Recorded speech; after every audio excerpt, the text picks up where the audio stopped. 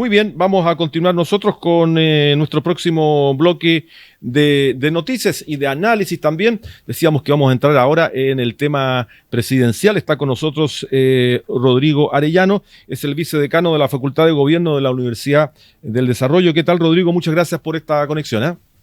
No, encantado como siempre, Rodolfo, aquí con pura noticia, así que Aquí estamos, pues. Bueno, Panel Ciudadano se ha convertido también en una encuesta semanal. Ustedes tienen un trabajo y una metodología de ya muchos años, lo habíamos conversado, y están entregando semana a semana el pulso de la elección presidencial. Y creo que es muy importante. El que sea semana a semana es un trabajo de campo permanente, un trabajo de encuesta o de análisis que comienza el lunes y termina el viernes. ¿Cómo se hace eso? No, nuestra metodología es bastante simple, o sea, sin duda hay un trabajo detrás y filtrar y todo, pero nosotros utilizando las herramientas tecnológicas que nos entrega la modernidad, lo que hacemos es que tenemos un panel son las mismas personas, primero se hace una entrevista a la persona, según sus características geográficas, de ingreso, etcétera, y la incorporamos a nuestra base de datos y después semanalmente enviamos vía WhatsApp la encuesta y ellos van respondiendo muy rápidamente. Entonces, nosotros podemos hacer una encuesta en que puede participar un universo de 7.000 personas en 2 días de trabajo vía mensajería instantánea. Entonces, es una encuesta que depende de la cantidad de preguntas, por cierto, requiere un trabajo. El trabajo previo es muy importante. La selección exacta de los individuos a los que nosotros los vamos a encuestar, le hacemos firmar un compromiso informado y semanalmente le estamos haciendo esta encuesta y las personas van juntando puntos por cada respuesta que nos hacen. Entonces, al final del mes, las personas pueden canjear puntos en supermercado o donando a una institución benéfica. Entonces, lo que permite mantener mucha fidelidad del mismo individuo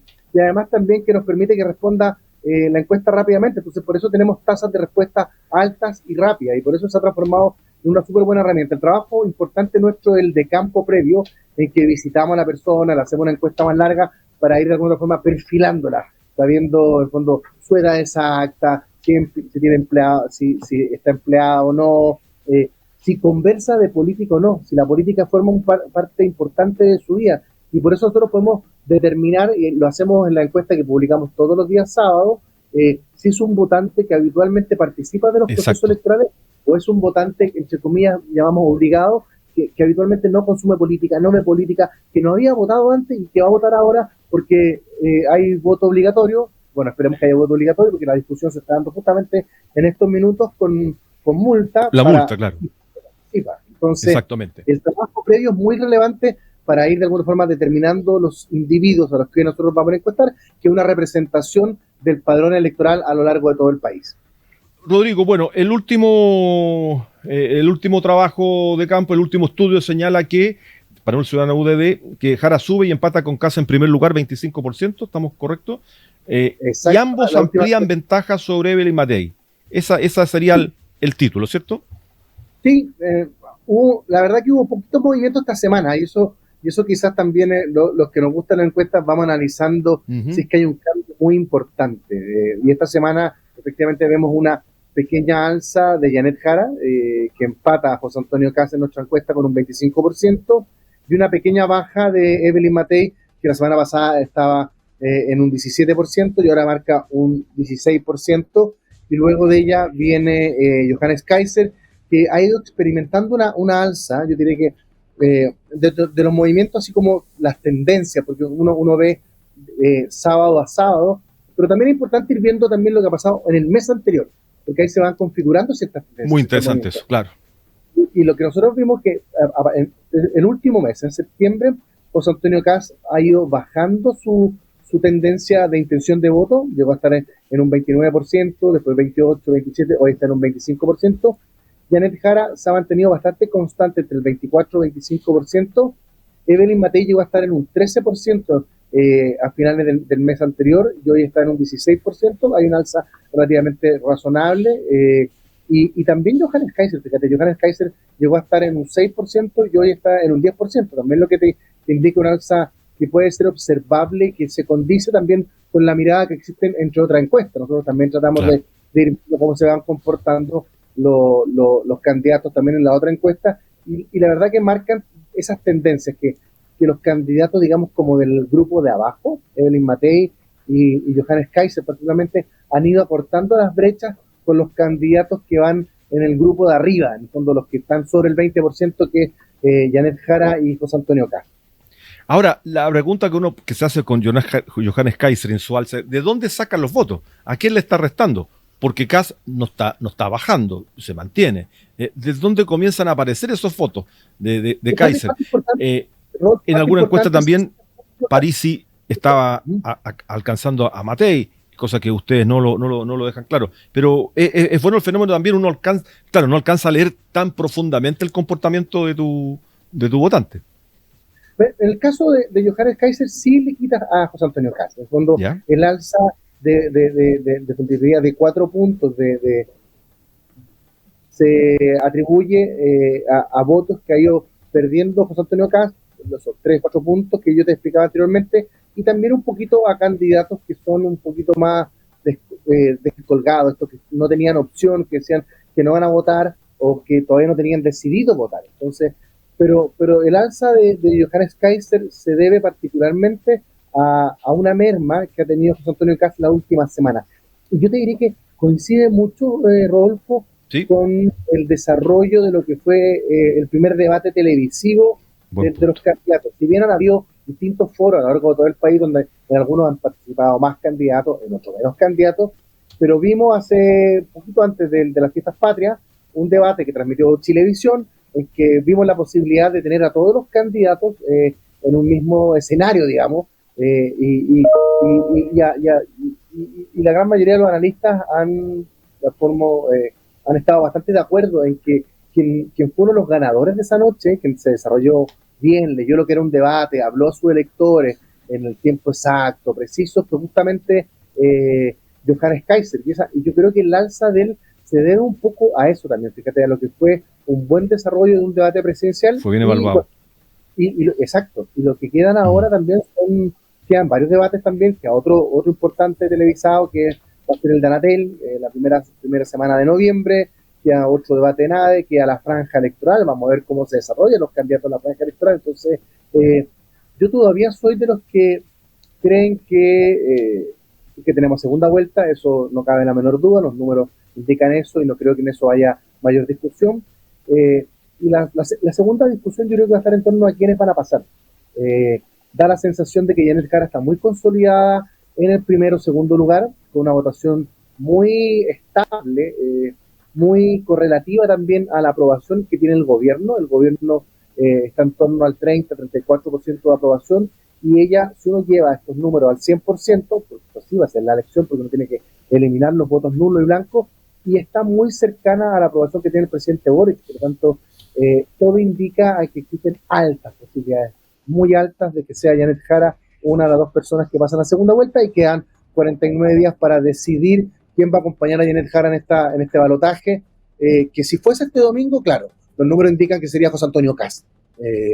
Pero ¿Qué pasaría a la segunda vuelta? Sí. Claro, si uno le pregunta a las personas por quién votaría este domingo, es decir, en 6 días más, los números indican que sería una segunda vuelta entre Janet Jara y José Antonio Kast, sin casi ninguna duda. Pero como te digo, quedan 49 días en que todavía creo que tanto Johannes Kaiser, que ha venido mostrando un alza, y Evelyn Matei podrían de alguna otra forma también ir de alguna otra forma haciendo o pegando lo que nosotros tenemos como el sorpaso, es decir, restándole votos a José Antonio Kast, ir acrecentando sus posibilidades. Uno ve que la distancia, por ejemplo, entre Evelyn Matei y Johannes Kaiser, y José Antonio Kast es de 9 puntos, pero al final del día, si ella logra capitalizar un crecimiento a costa de José Antonio Kast, al final del día son 4,5 puntos, cuando le quita 4,5 puntos y lo alcanzaría. Por eso digo que y ese comportamiento lo hemos visto este año, o sea, han habido volatilidades altas, sobre todo en el periodo de febrero, mayo, entre los distintos candidatos de la oposición. Recordemos que José Antonio Kast a comienzos de año marcaba menos de un dígito, en un minuto Johannes Kaiser marcaba casi 18%, Evelyn Matei estuvo mucho tiempo en cumbrar la encuesta, y a partir de la de la elección primaria del oficialismo, ella empezó a ir perdiendo votación, llegó a estar, como te digo, en un 13%, hoy está en 16%. Entonces hemos visto movimientos, han habido movimientos entre la intención de voto de los candidatos de oposición y que efectivamente abre espacios para que en estos 49 días que restan de campaña puedan de alguna forma tratar de dar vuelta o mover la aguja, como llamamos también electoralmente, a puertas de esta elección. Exactamente. Voy a hacer dos comentarios. Uno, el 26 de octubre está el debate de Canal 13. 26 de octubre. 26 de octubre. Claro, es que es importante ese. Y tanto el 10 de noviembre Anatel y el 9 de diciembre Anatel segunda vuelta, que es el final. Ahí están las fechas. Yo creo que son importantes lo que tú has señalado, los debates. Ahora, esta semana fue levemente positiva para Evelyn Matei. Se mantiene, hay un aspecto como de esperanza de seguir levantando, pese a que la distancia todavía es considerable en torno a José Antonio Kast. Y los escenarios de segunda vuelta, tanto para Kast como para Evelyn Matei, frente a Janet Jara, ambos son positivos. Tal vez con Matei un poco más estrecho, pero con Kast se alarga un poco más. Pero en ambos escenarios, según lo que ustedes registran, ganaría un candidato de la oposición. Sí, en ambos casos la diferencia, ojo, que claro, es muy similar. El caso de Evelyn Matei obtendría un 45% versus un 28% de Janet Jara. Claro. Es decir, estamos hablando de 17 puntos de diferencia. Y en el caso de José Antonio Kast, él ganaría por un 47 versus un 31, 16 puntos. O sea, Evelyn Matei en este escenario obtiene mayor diferencia, si bien tiene menos intención de voto que la que tendría José Antonio Kast, pero la diferencia entre tanto Janet Jara, en la eventualidad que pase Janet Jara, yo insisto, es alta, y Evelyn Matei incluso es más alta porque probablemente ella pueda capitalizar o capturar un voto más de centro-izquierda, como hemos visto, que incluso incorporó a partidos que hasta antes del plebiscito eran mucho más identificados con la centro-izquierda, como es Demócratas y Amarillo. O sea, de ahí hay una serie de personeros, incluso ministros de gobiernos de la Concertación, que hoy están en un pacto presidencial junto a Evelyn Matei. Entonces, ella podría capturar también eventualmente esa votación que anteriormente correspondía al bloque o de la Concertación o de la nueva mayoría. Entonces, lo que sí está claro y es preocupante para la candidatura de Janet Jara es que si bien ella en varios escenarios podría ganar perfectamente la primera vuelta, que es un escenario súper razonable, si logra, insisto, capitalizar la aprobación del gobierno, del presidente Boric. Recordemos que las aprobaciones en los últimos años de gobierno tienden a ser mejores que las anteriores. Además, ahora está el Mundial Sub-20, que ustedes lo están viviendo ahí como anfitriones en los estadios. Eso tiende como a elevar también la aceptación presidencial, pero también tiene un techo, y un techo que hasta el minuto es bastante bajo. Entonces, la complejidad de Janet Jara es la segunda vuelta, porque las diferencias son muy amplias con los candidatos de la oposición. Tanto Evelyn Matei como José Antonio Kast tienen una amplia distancia de sobre 15 puntos sobre ella, y se asimila mucho, Rodolfo, a lo que fue la diferencia en ciencia política. Se habla de los clivajes, que son grandes separaciones entre las sociedades rural, urbano, derecho, izquierda, a lo que fue un poquito la votación que se obtuvo en el primer proceso constitucional, en donde el rechazo obtuvo un 62% versus un 38%. Entonces, si uno lo lleva, insisto, a 100%, estos números, las cifras están muy parecidas a esa. Por lo tanto, da la sensación de que al menos Janet Jara no ha logrado despegarse de lo que significó el resultado del primer proceso constitucional.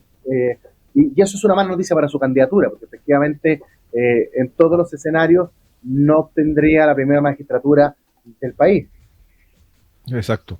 Bien, Rodrigo, muchas gracias por este contacto, darle esta mirada. Ustedes tienen ahí, bueno, una herramienta que sábado a sábado se va actualizando. La última encuesta es en noviembre, ¿no? Sí, tiene que ser 15 días antes de la elección. Sí, me tocó un panel justo hoy con Roberto Ixison, que es el gerente de estudios públicos de CADEM, otra encuesta que también sale todos los fines de semana, y hacíamos el cálculo. Chile tiene una legislación en el año 2015, cuando se modificó el sistema electoral, se incorporó un articulado que impide la publicación, lo que se llama como los blackouts, estos apagones de encuestas, 15 días antes de la elección. Por lo tanto, el 1 de noviembre debería ser la última encuesta pública. Hoy las redes sociales publican igual y a veces te solicitan estudios y se filtra igual. En otros países, incluso fíjate que han llegado, en otros países existen blackouts, quizás con menos tiempo que en Chile, y ponen como fruta. Entonces, a un candidato lo identifican con una fruta, entonces sin poner el nombre del candidato, ponen su porcentaje. Nosotros no hemos hecho eso, pero efectivamente, oficialmente la última encuesta dice ser el 1 de noviembre, porque ahí estamos ya a 15 días de la elección presidencial. De la elección presidencial, exactamente. Bueno, te agradezco mucho el contacto, vamos a seguir, estamos cerrando septiembre, estamos partiendo octubre, será un mes muy intenso para las campañas, para el despliegue territorial. Aquí elegimos en esta región senadores, diputados y elección presidencial. Estábamos en eso también hace un rato atrás, así que te agradezco mucho y a ver si nos volvemos a contactar ahí para poder actualizar lo que está ocurriendo con Panel Ciudadano ya en la recta final de esta elección presidencial. Encantado, Rodolfo, cuando ustedes quieran, y estaba escuchando con mucha atención los resultados parlamentarios, porque además, yo insisto, la elección, particularmente la de senadores, va a ser muy entretenida seguir el resultado, que hoy tienen, lo comentábamos, 3 candidatos del oficialismo, 2 de oposición, y al parecer los números que ustedes mostraban indican que se podría voltear esa relación y serían 3 de oposición y 2 de oficialismo. Y podría cambiar, claro. Las correlaciones en el Congreso son muy importantes para poder gobernar. Bueno, ese es el fondo, en definitiva, cómo tú construyes mayorías también, desde la Cámara y desde el Senado. Rodrigo, muchas gracias, vicedecano de la Facultad de Gobierno de la Universidad del Desarrollo, conversando con nosotros. Que estés bien.